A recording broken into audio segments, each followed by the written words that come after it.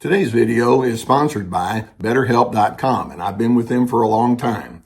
BetterHelp is an online platform where we found that you can effectively communicate with your therapist. Now, you begin by filling out a questionnaire, and then you'll be matched with a therapist within a couple of days. And if that match isn't ideal for you, you can certainly make an adjustment there. Now, you're going to be encouraged to journal, and also they have the availability for group therapy on a wide array of topics, and I really like that.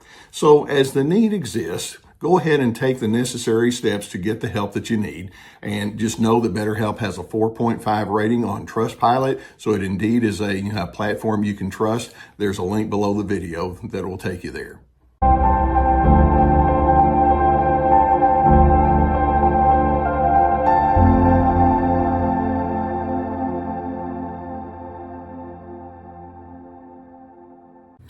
Would it be fair to say that in some respects you've been damaged throughout your life? And the answer is, well, yes. Every one of us has had some sort of experience where we felt like we've been unfairly treated or misunderstood or left out or given ingredients that we didn't want to have.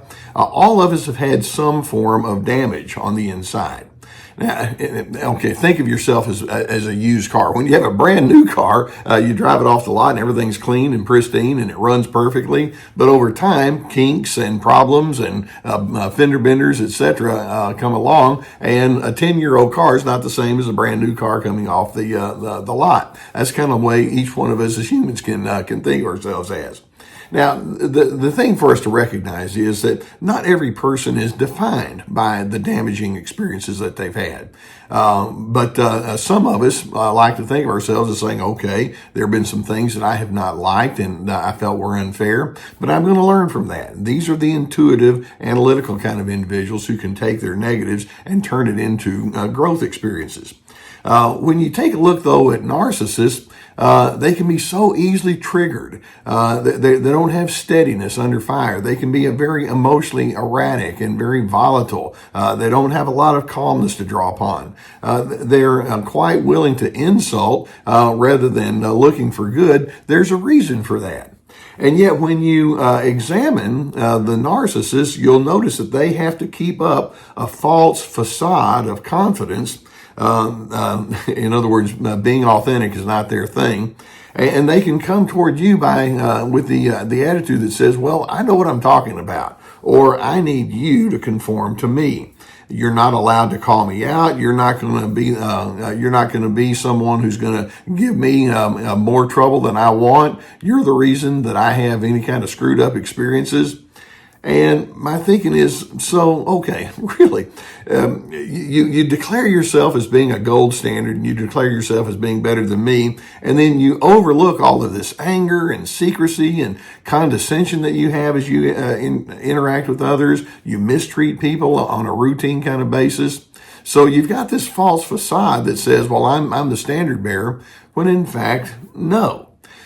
Basically, the narcissist has more or less decided, I'm not going to take responsibility for my troubled attitudes or my emotions, because you see, deep down on the inside, they feel embarrassed by the prospect of having to say, I've got damages. So they go into cover up. They need to seem to be like they're above you. They have a lack of insight. All of that, it says you're dealing with somebody who's profoundly broken, they're damaged, and part of their brokenness is they won't admit just how damaged they actually are. Now, there's a very common question that I'm asked, and that is, well, are narcissists, have they all been traumatized in their past? Is that what is going on here?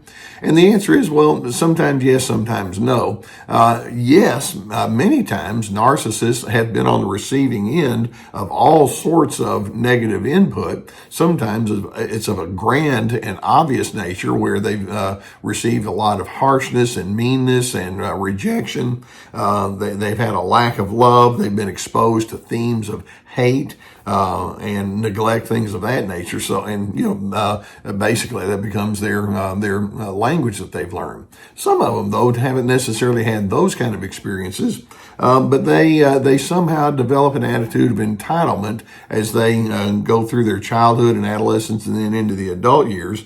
They may not have had overt trauma, and yet in their sense of entitlement, they dread being traumatized. So something's going on there. They dread appearing weak, or they dread being mistreated. They dread looking like they're inept or just average. So there's something gurgling on the inside that says, you're not a whole person. Now, and so this, but like I say, this is where they say, look at my confidence. It's a false confidence, and it'll tell you otherwise. What does the evidence show us with respect to the damage that's been done to a narcissist? I'm going to go through multiple indicators here, but keep in mind that as we go through this, narcissists are in a compensation mode and they're in a displacement mode, okay? For example, the evidence tells us that narcissists have an unnatural desire to be in control. To them, power is the supreme state, and you think, well, why do you feel like you have to be so in control? And it comes down to, this is part of their compensation, they fear being controlled. It's like, well, I'm going to take the preemptive strike. If I can tell everybody what the way things ought to be, then I'm on top of the heap. In addition, they think very competitively. One of us has to be a winner. One of us has to be a loser. And again, I would ask, how did you learn how to think like that? And you go back into their deep history and they learn, well, there's a pecking order here. You're going to be judged on whatever you think, say, and do, and how you appear. And so I'm going to go ahead and figure out how I can gain the competitive advantage over you. In addition, part of their damage is illustrated as they maintain impossible expectations. This is the compensation part. They are known for having strong and chronic criticisms. In other words, they have problems in their life, and so they think, well, I'm going to go ahead and put the responsibility on you to get rid of the problems that I have, and so they blame and they put shame on you. But in essence, it's like, you're out there to service me, and if you're not doing me my favor, then I'm going to come down hard on you. That's part of their damaged soul. Another evidence says that honesty to them is it's come and go. To them, honesty is too risky. They don't have authenticity. They don't want to be known for anything other than the wonderful characteristics that they feel is going to give them some good PR. On top of that, they don't want to listen to you. They don't want to hear any kind of feedback or input from you that might put them in a less than flattering light, and therefore they're irrationally defensive. When you're damaged, you've got that shield, you've got that wall up, and it's very difficult to bring it down. Now, right on top of that, they have easy access to anger, and when they have anger, it's not constructive. It's very insulting. It's very condescending towards others. But their anger indicates an inability to trust. It's like, you're out to get me, but I'm going to punch you in the face before you have the chance to do anything to me. It's punitive.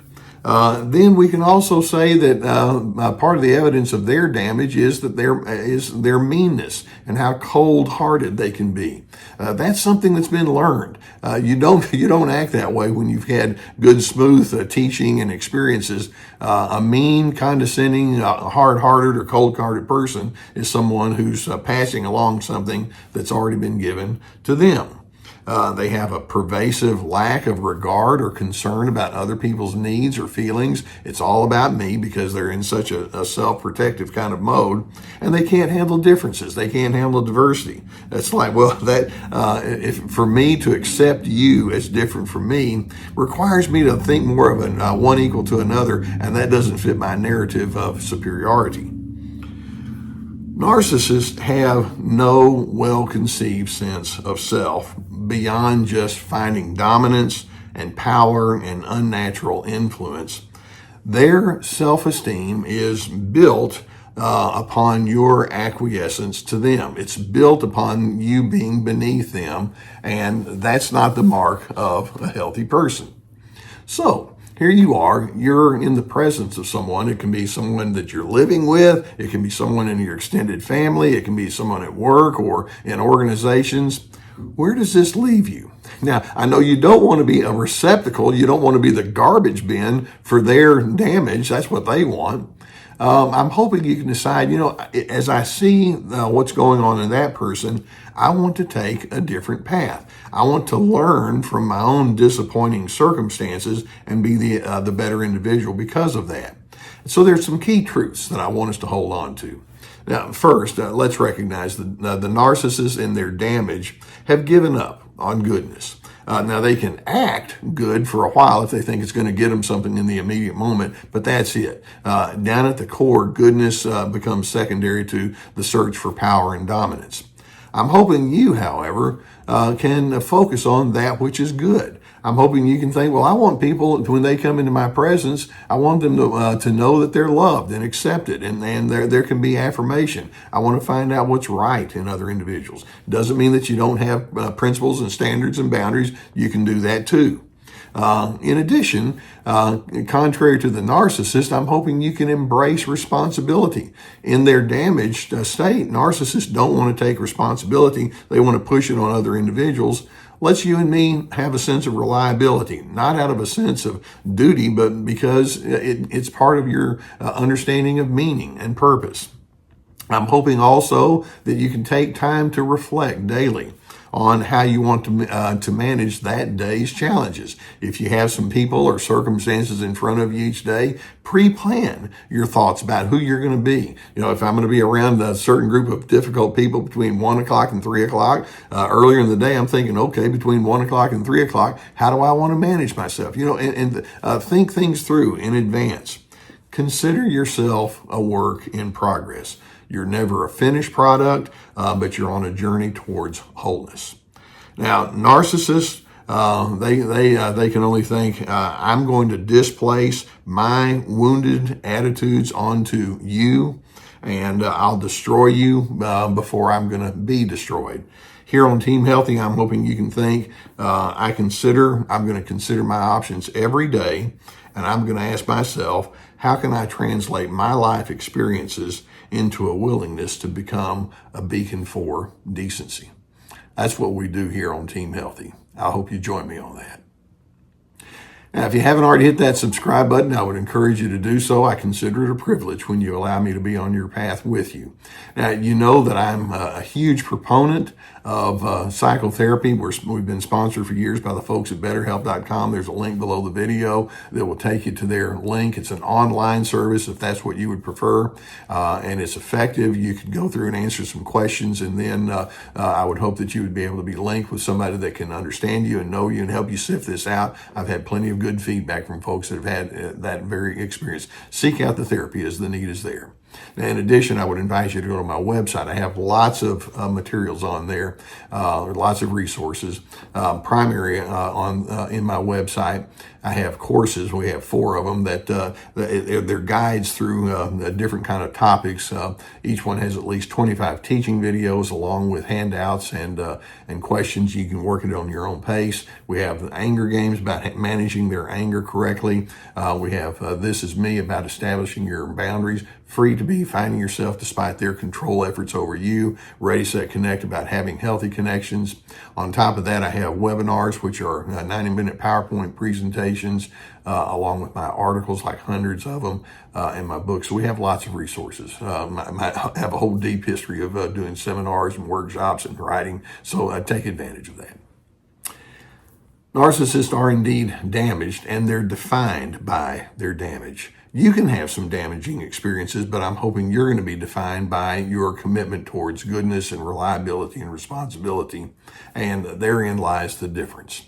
And I'm hoping that as you commit yourself to that healthier alternative, it can take you down the path towards your emotional steadiness and goodness. And in the end, I'm hoping you can find peace. I want you to be at peace with yourself, even when other folks in front of you don't have it. It's like, no, that's what I build my life upon. That's my aim.